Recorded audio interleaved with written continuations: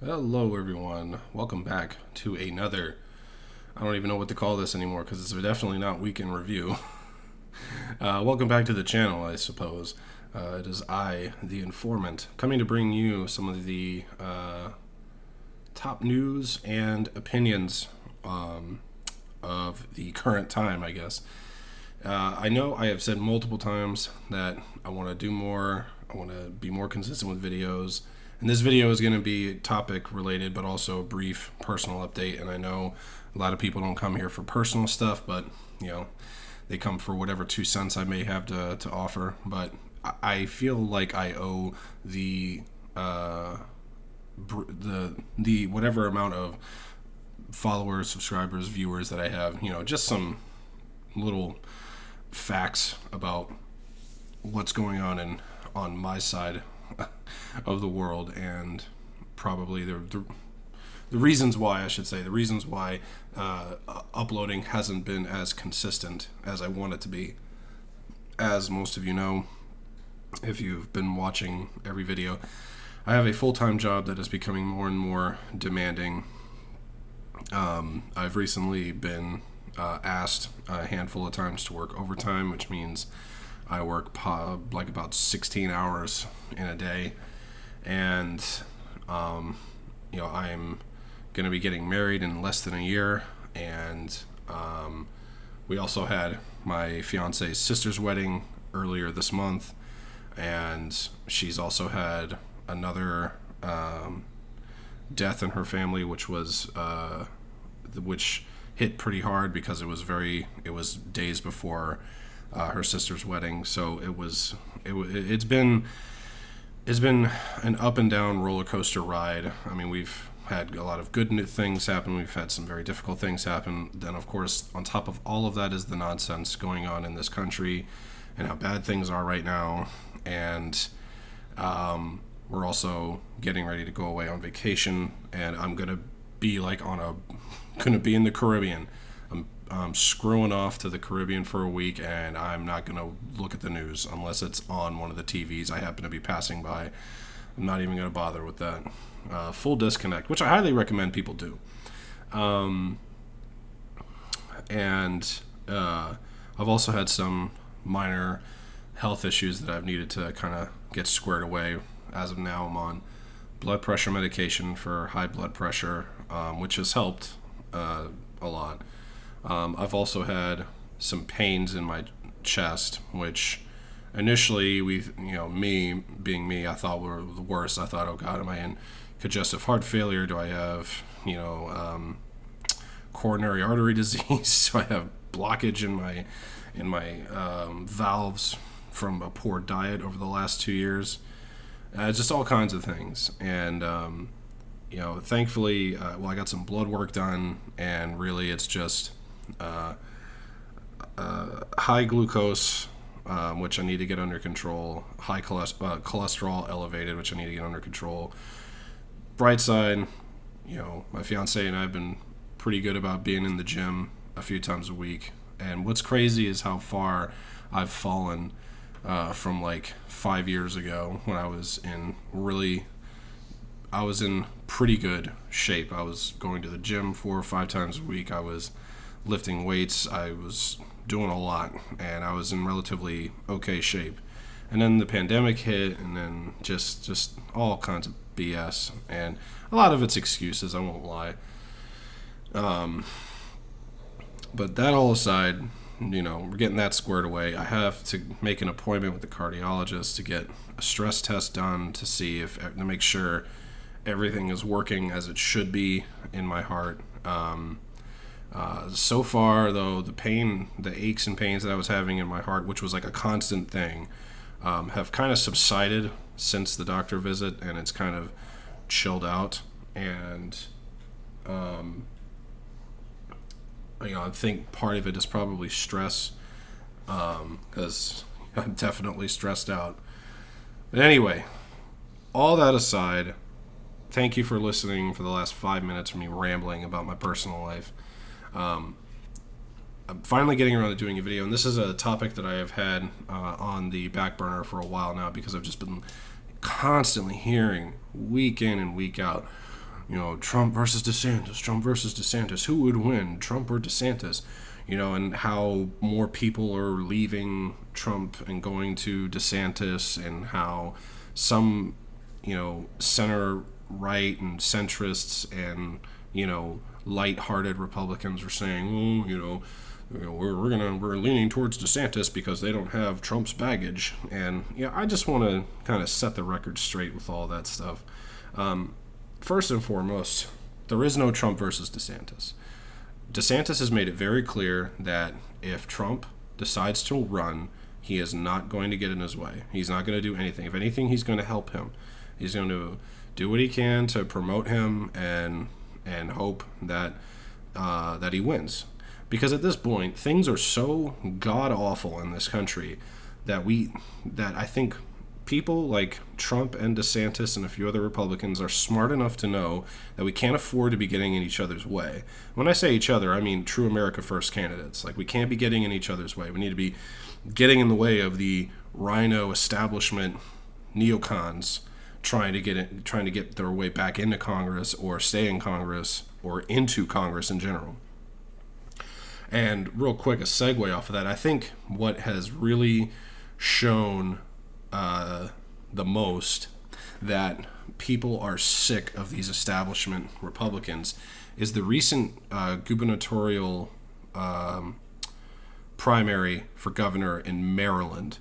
Dan Cox crushed, and I mean crushed, the previous the incumbent governor's pick to replace him. I mean, he demolished him. It was a huge win, and of course, the Maryland governor Hogan, being a total cuck that he is. So I'm not gonna support him at all. And he's like, Marylanders have fallen for the Q trap. I'm like, dude, you're just pissed off that people don't like you anymore, and people didn't want any more of your policies, because that's what people were going to be getting with your replacement, was more of the same. People want something else. So that's a huge win, in my opinion. And then, of course, J.D. Vance crushing in Ohio, the primary there. Mastriano winning in Pennsylvania. Liz Cheney down double digits in Wyoming. And Kari Lake in Arizona up double digits in her primary race for governor of Arizona. And Blake Masters, I think, the senator, who said something, and this is something that I wanted to kind of get to in a separate video that I'm going to do on China. But he said that one thing that stood out the most, and it's something that I've been wanting to hear more of our representatives say, is during the rally he said, and this is Blake Masters, why aren't more people standing up to stop China from buying our farmland? And I was like, I stopped what I was listening to it in the background. I stopped what I was doing, and I said, freak yes. I said, F yes. I was like, what the heck? It has taken so long for someone to finally say this. And I have a whole video planned about China in hopefully when I get back from vacation. I don't know if I'm going to have time to do it this week because I leave this Saturday. So that's the first thing. There is no Trump versus DeSantis. If Trump runs, DeSantis isn't going to get in his way. If Trump doesn't run, then it's likely that DeSantis is going to run. Now, the weird thing about it is that DeSantis is in the middle of a re-election campaign. So if Trump, we all know that Trump's going to run. We all know it. The writing's on the wall. I don't think he would be doing as many rallies. And, he would be doing rallies just to support the cause. But I feel like the energy is there. I think he's alluded to it. He's made it very clear that he wants to. I look at it as unfinished business, or for you nerds out there who like original Star Wars, this is like Return of the Jedi, okay? The Empire struck back in 2020. It's time for the Return of the Jedi to set things right.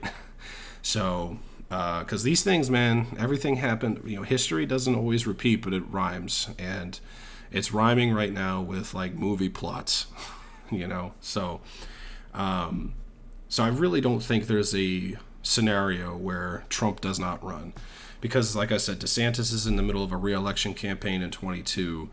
And why would he be concerned about running for re-election for Florida if he was going to run for president in 24?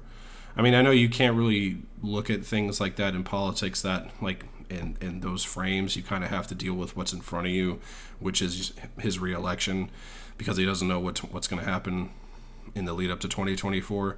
So I understand that, but it's still something. It's something worth thinking about. So I firmly believe that it's Trump, and we've already seen the polls. Trump has a plus 50% rating in the Republican Party for the nominee, and DeSantis against Trump only has 24%. I honestly believe that 24%, over half of those people would vote either way, but they would lean more towards DeSantis, probably because he's just younger.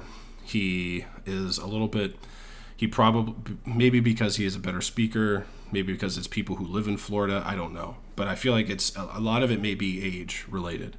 But I mean, I just got done watching the first part of Trump's speech in for the SAS the Turning Point Foundation, and you look at that and you compare it to Biden, and you're just like, these two people are almost the same age, and Trump acts and speaks and conducts himself like he's 20 years younger than Joe Biden. Joe Biden, when you put them side by side, you're just like, these people are clearly, their age may be the same, but they could not be more different. So I realized that, like, after watching his rally on Friday night and then watching the rerun of his speech at the Turning Point Foundation, it's just like, it's night and day, the difference between him and Joe Biden. And I think the more people that see this are going to realize, like, look, we may not agree with everything he says. We may not like him. We might not even like the fact that he's going to be, 76, maybe 77 if he's inaugurated in 24. But he's the best option that we have. Like, he's clearly more fit to run the country than Biden is at this point. Because, if you have a president who can't even talk, and it's clear that he's not the one making all the decisions, you're left just wondering who the heck is making the decisions right now. It's clearly not him, So anyway, now to go on the probably the most prominent thing that I've been hearing is that, people are going to turn to DeSantis because Trump has too much baggage. I'm just like, have you all not been watching the news? Have you all not been following social media at all? DeSantis has plenty of baggage. He has rustled a lot of jimmies among the left, among the far left. He has plenty of baggage. There's people who were like wishing his wife ill when she was diagnosed with breast cancer, which from what I understand, is doing fine and recovering from. With this whole battle with Disney, all the bills that he signed, like the anti-LGBT whatever bill in elementary school. I mean, for those of you who are thinking that DeSantis doesn't have as much baggage as Trump, if that's the case, then why the hell is Gavin Newsom running anti-DeSantis ads in Florida, paying with his own money? I mean, that should really tell you all there is to know right there. Why has he been attacked throughout the entire COVID-19 situation as being incompetent, being foolish, being reckless? How come there are articles written about him saying that, DeSantis is the one to worry about, or, more Democrats are focusing on Trump rather than DeSantis, and that's a problem? Like, these are real headlines. These, I mean, they may be slight, based off what I can remember, but these are the gist of these headlines. These are all things that are being said about Ron DeSantis. There's just so much. There's so much of it there. And that's what I think when people say that DeSantis doesn't have the baggage Trump does. I'm like, he does. It may be a different kind of baggage, but it's baggage nonetheless. It's all stuff that's going to be in the limelight. The one thing that people seem to think, I guess the only thing I can think of, is the fact that is the whole J6 stuff. And I'm just sitting here, I'm like, dude, nobody cares about that anymore. No, nothing. The only people that were hurt were innocent civilians. And one innocent civilian, Ashley Babbitt, was killed horrifically. And they heralded the Capitol police officers that contributed to that terrible incident. So, no one cares about this stuff. They're literally doing it for TV ratings and to try and diminish whatever they can out of Trump. And right now, they're starting to realize that they're not going to be able to indict him to keep him from running. Now, that would be the only situation that would really throw a wrench into 2024, but I doubt that's going to happen. So, yes, Trump has baggage, but so does Ron DeSantis. It's all related to. The baggage is related. It may be different types, but it's related, and it's going to be problems nonetheless, because there's always baggage. All politicians have baggage. Trump just has a little bit more because it's Donald Trump. I mean, what are we going to do? But the thing is that everybody knows who he is. Everybody knows what you're going to get with him.